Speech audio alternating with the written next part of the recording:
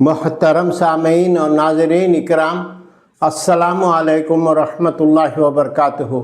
الحمدللہ وکفا والسلام علی عبادہ الذین اصطفیٰ، اما بعد۔ قرآن پاک کو آسانی سے سمجھنے کے لیے اپنی زبان اردو میں اس کا مفہوم ترجمہ میں پناہ مانگتا ہوں اللہ کی شیطان مردود سے۔ شروع کرتا ہوں اللہ کے نام سے جو بے حد مہربان نہایت رحم والا ہے۔ سورہ حق آیت نمبر 152۔ وہ ہونے والی کیا ہے اور تم کو معلوم ہے کہ کیا ہے وہ ہونے والی؟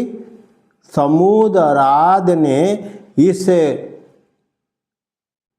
کھڑانے والی چیز یعنی قیامت کو جھٹلایا تو ثمود ایک زور کی آواز سے ہلاک کر دیے گئے، اور عاد جو تھے وہ اپنے سخت سرکش آندھی سے تباہ کر دیے گئے۔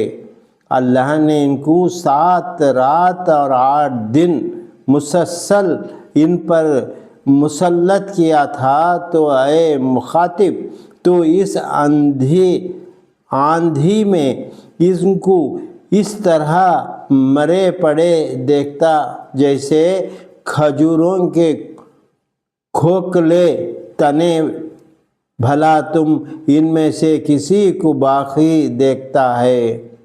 اور فرعون اور جو لوگ اس سے پہلے تھے، وہ جو الٹی ہوئی بستیوں میں رہتے تھے، ان سب نے گناہ کے کام کیے۔ انہوں نے اپنے پروردگار کے پیغمبر کی نافرمانی کی تو اللہ نے بھی ان کو بہت سخت پکڑا۔ جب پانی کا طوفان آیا تو ہم نے تم کو چلتی کشتی میں سوار کیا تاکہ اس کو تمہارے لیے یادگار بنائیں اور یاد رکھنے والے کان اسے یاد رکھیں۔ تو جب سور میں ایک بار پھونک ماری جائے گی اور زمین اور پہاڑ اپنی جگہ سے اٹھائے جائیں گے، پھر وہ ایک ہی دفعہ ریزہ ریزہ کر دیے جائیں گے، تو اس روز ہونے والی چیز ہو پڑے گی اور آسمان پھٹ جائے گا، تو وہ اس دن کمزور ہوگا اور فرشتے اس کے کناروں پر اتر آئیں گے، اور تمہارے پروردگار کے عرش کو اس روز 8 فرشتے اٹھائے ہوئے ہوں گے۔ اس روز تم سب لوگ اللہ کے سامنے پیش کیے جائیں گے اور تمہاری کوئی بات پوشیدہ نہ ہوگی، تو جس کا اعمال نامہ اس کے داہنے ہاتھ میں دیا جائے گا، وہ دوسروں سے کہے گا کہ لو میرا اعمال نامہ پڑھو، مجھ کو یقین تھا کہ میرا حساب پیش آنے والا ہے۔ غرض وہ پسندیدہ عیش یعنی بہشت کے بری میں ہوگا، جس کے میوے جھکے ہوئے ہوں گے، اور حکم ہوگا خوب مزے سے کھاؤ پیو اس اعمال کے صلے میں جو تم گزشتہ دنوں میں کیے تھے۔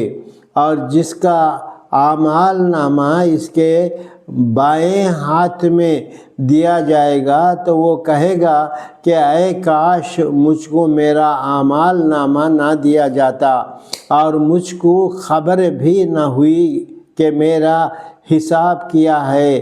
کیا اچھا ہوتا کہ موت میرا کام تمام کر چکی ہوتی۔ آج میرا مال میری کچھ بھی کام نہ آیا اور میری سلطنت بھی مجھ سے جاتی رہی۔ فرشتوں کو حکم ہوگا کہ اسے پکڑ لو اور طوق پہنا دو، پھر دوزخ میں ڈال دو، پھر ایک ایسی زنجیر بھی جس کا ناپ 70 گز ہے، اس کو جگڑ دو۔ یہ نہ اللہ بزرگ اور برتر پر ایمان لاتا تھا اور نہ فقیروں کے کھانے کھلانے کی لوگوں کو ترغیب دیتا تھا، تو نہ آج اس شخص کا کوئی دوست ہے اور نہ کھانے کے لیے کوئی چیز نصیب ہے سوائے پیپ کے، جس کو گنہگاروں کے سوا اور کوئی نہ کھائے گا۔ تو مجھے ان چیزوں کی قسم ہے جن کو تم دیکھتے ہو، اور ان کی بھی جن کو تم نہیں دیکھتے ہو۔